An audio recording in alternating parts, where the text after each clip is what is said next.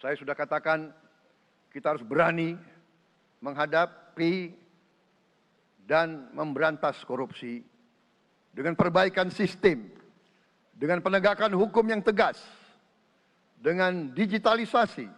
Insya Allah kita akan kurangi korupsi secara signifikan.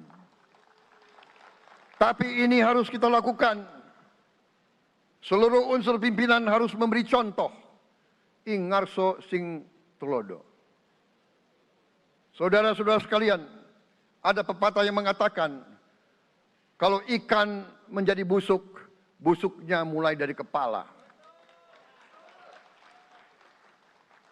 Semua pejabat dari semua eselon dan semua tingkatan harus memberi contoh untuk menjalankan kepemimpinan pemerintahan yang sebersih-bersihnya. Mulai dengan contoh dari atas dan sesudah itu penegakan hukum yang tegas dan keras. Assalamualaikum warahmatullahi wabarakatuh. Jumpa lagi kawan-kawan, sahabat Indonesia Maju yang ingin melihat bangsa Indonesia terus maju. Simak terus channel ini untuk mengetahui update berita perkembangan terkait dengan pembangunan yang akan dilaksanakan oleh pemerintahan Prabowo Gibran. Nah, tadi kita di awal sudah mendengar dan melihat pidato Pak Presiden Prabowo Subianto pada saat pelantikan terkait dengan penindakan tegas terhadap korupsi. Bisa kita simak tadi videonya, beliau sangat concern dan juga sangat keras ya. Bahasanya tegas dan lugas ingin memberantas korupsi. Nah, ini ada berita terbaru bahwasannya belum sebulan bekerja, capaian dari pemerintahan Prabowo Gibran ini menunjukkan tanda-tanda yang positif terkait dengan penanganan korupsi. Ya, nah kita lihat ada beberapa berita dikutip dari Tribun News ini ya. Belum sebulan bekerja, pemerintahan Prabowo telah menangkap koruptor dari 7 kasus korupsi. Tribunnews.com Jakarta tanggal 31 Oktober tahun 2024. Belum sebulan bekerja, Presiden Republik Indonesia Prabowo Subianto lewat jajaran penegak hukumnya telah menangkap puluhan koruptor. Dalam kurun waktu 10 hari itu sejumlah kasus korupsi terungkap, melibatkan berbagai pihak dan merugikan negara hingga triliunan rupiah.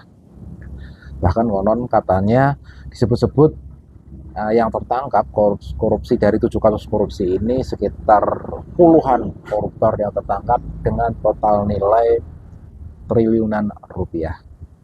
Nah, apa saja sih kasus-kasus yang sudah terungkap di pemerintahan Prabowo Gibran yang belum menjabat 1 bulan ini ya? Jadi yang pertama ada kasus korupsi tentang ekspor CPO ya.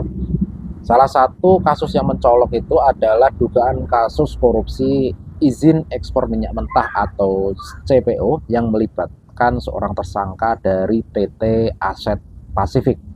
Kasus ini diperkirakan merugikan negara hingga 1 triliun rupiah pada periode tahun 2021 sampai tahun 2022. Lalu berikutnya ada korupsi dana desa dan proyek infrastruktur. 2 orang tersangka terlibat di dalam kasus korupsi dana desa di Kecamatan Air Besi, Kabupaten Bengkulu Utara dengan total kerugian negara mencapai 780 juta rupiah.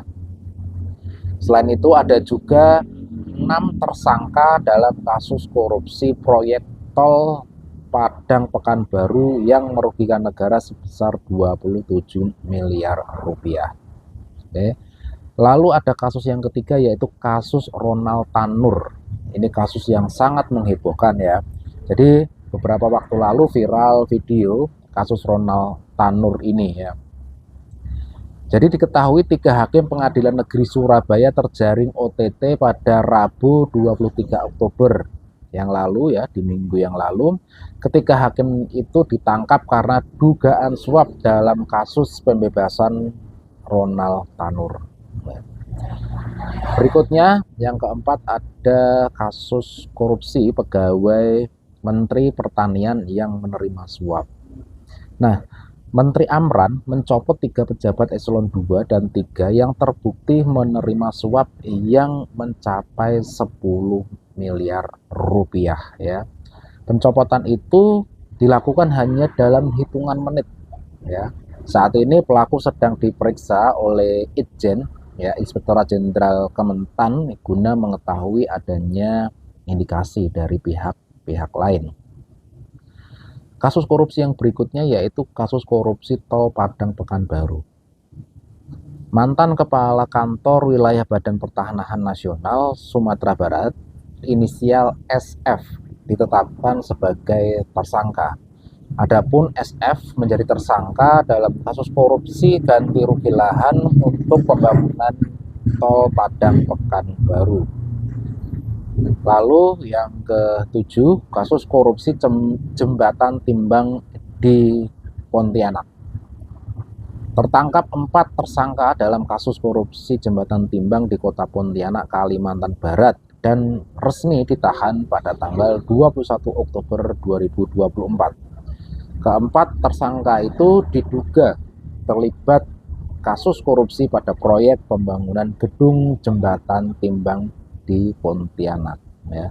Dari kasus tersebut negara mengalami kerugian kurang lebih sebesar 1,4 miliar.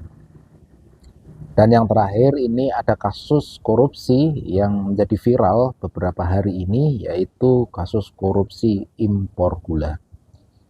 Ya, Kejaksaan Agung telah menetapkan Tom Lembong sebagai tersangka kasus korupsi impor gula saat menjabat sebagai Menteri Perdagangan era tahun 2015 sampai tahun 2016. Tom Lembong berperan memberikan izin impor 105.000 ton gula mentah. Pemberian izin ini disebut tidak melalui rapat koordinasi atau tanpa rekomendasi dari Kementerian Perindustrian. Ya. Nah, itu adalah beberapa kasus korupsi yang terungkap di 10 hari pertama pemerintahan Prabowo Gibran ini. Ya. Kalau di total dari 7 kasus korupsi itu terdapat 28 tersangka ya yang telah diamankan dengan total kerugian negara itu mencapai 3,1 triliun rupiah. Wah, banyak sekali ya. 3,1 triliun itu baru 10 hari menjabat sebagai presiden pemerintahan era Presiden Prabowo dan Gibran ini. Nah, kita ketahui bersama bahwa sejak menjabat, bahkan pada saat hari pelantikannya itu, Prabowo Subianto menegaskan komitmennya dalam pemberantasan korupsi di Indonesia. Ia berencana menerapkan sistem pengawasan yang ketat dan menegakkan hukum secara tegas.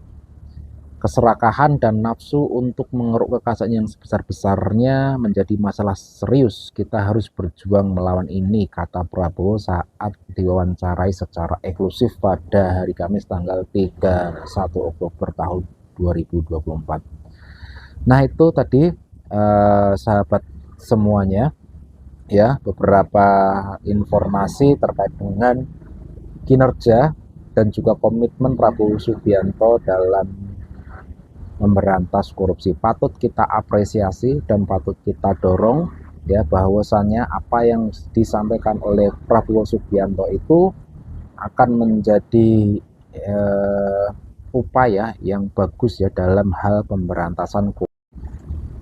Nah, itu tadi kawan-kawan beberapa kasus-kasus korupsi yang sudah terungkap di era 10 hari ya pemerintahan Prabowo Gibran ini ya, sejak beliau dilantik tanggal 20 Oktober kemarin ya. Nah, tentu hal ini menjadi sesuatu yang sangat diapresiasi ya, apalagi hal ini juga menjadi harapan ketika Presiden Prabowo Subianto berkomitmen secara tegas terhadap pemberantasan korupsi ini. Kita bisa berharap bahwasannya dengan pemberantasan korupsi yang tegas ini, kebocoran anggaran yang selama ini juga sering disinggung oleh Presiden Prabowo Subianto itu bisa dimanfaatkan, ya, kasus-kasus korupsi terungkap dan juga bisa menyelamatkan uang negara, dan pada akhirnya penganggaran APBN itu bisa dimaksimalkan untuk kesejahteraan masyarakat Indonesia. Nah, dari itu kita akan lihat sedikit beberapa komentar-komentar dari warganet ya terkait dengan capaian pemerintahan Prabowo Gibran ini dalam hal penegakan hukum ya korupsi yang ada di era pemerintahan Prabowo Gibran seperti yang sudah dipidatokan. Nah, ini ada dari warganet yang berkomentar dari akun Devi Promesta ya yang berkomentar di TikTok.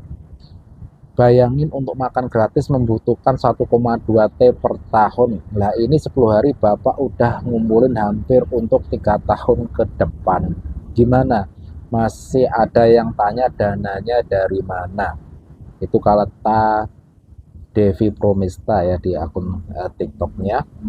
Jadi memang selama ini ada yang skeptis ya terkait dengan program makan siang gratis ya, bahkan juga pesimis apakah bisa terrealisasi atau tidak karena mengingat penganggarannya sangat besar sekali ya, membutuhkan 1,2 triliun ya per tahun itu. Nah, dan memang banyak sekali di era pemerintahan Prabowo Gibran ini yang akan dilaksanakan proyek-proyek besar, program-program besar ya untuk kesejahteraan masyarakat itu sendiri yang membutuhkan penganggaran yang besar juga, seperti program makan siang gratis, lalu pembangunan 3 juta rumah untuk rakyat, lalu juga penghapusan utang nelayan, lalu juga meneruskan program pembangunan IKN, dan yang terakhir itu adalah terkait dengan program Tangguh Raksasa atau Giant Sea Walls yang akan dikerjakan dari Banten sampai Jawa Timur. Itu tentu membutuhkan penganggaran yang besar.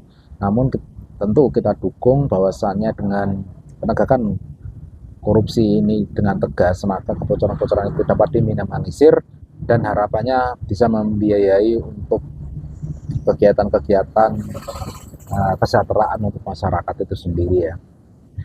Dan selanjutnya ini ada beberapa komentar lagi dari Kang Joki Tugas ya. Kang Joki Tugas ini berkomentar, setelah masa jabatan Pak Prabowo pasti standar orang Indo saat memilih presiden makin tinggi saja.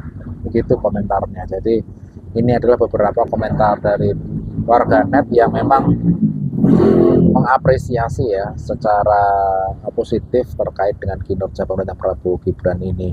Harapannya memang dalam 100 hari capaian kerja pemerintahan Prabowo Gibran setahun bahkan sampai 5 tahun berikutnya itu juga terus menunjukkan kinerja dan juga kerja-kerja yang positif. Begitu teman-teman semuanya, berita tentang Indonesia Maju pada hari ini ya. Simak terus untuk update perkembangan berita-berita terbaru terkait dengan progres pembangunan di Indonesia dan lain sebagainya. Silahkan berkomentar apabila ada hal-hal yang kurang sesuai, ataupun juga silahkan mendukung channel ini dengan berkomentar juga, dan juga